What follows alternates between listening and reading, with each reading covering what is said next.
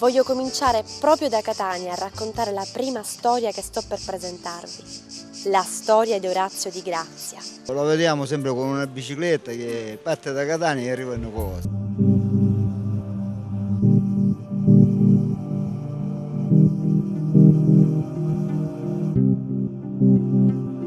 Si trovava a unire i cucchiaini, no, che non lo voleva affatto.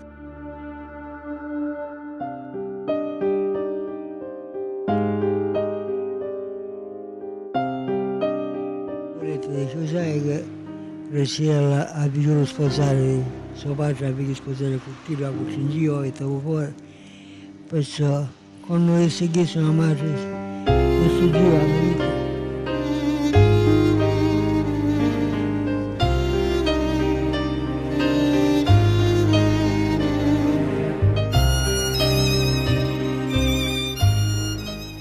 Nella seconda parte del documentario andremo a Sciacca, città natale di Filippo Bentivegna.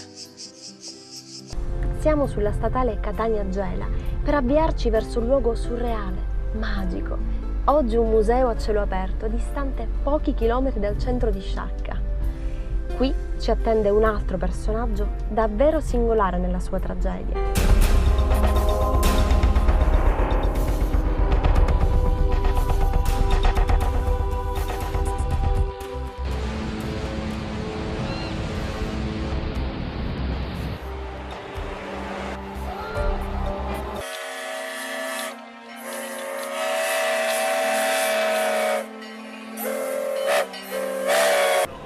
L'ho comprato per te. Quando sei bella, bella assai.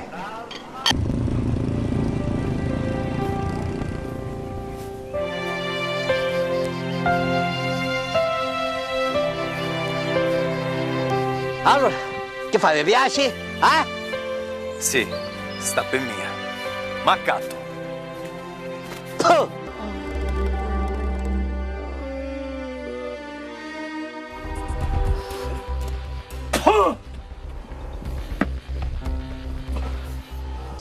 Qui vedremo due uomini, in qualche modo diversi, stravaganti, fuori dalla norma, indubbiamente segnati da eventi, da realtà difficili, dolorose, che comunicano, dandone testimonianza, la loro verità. Un caro saluto da Federica D'Ambra.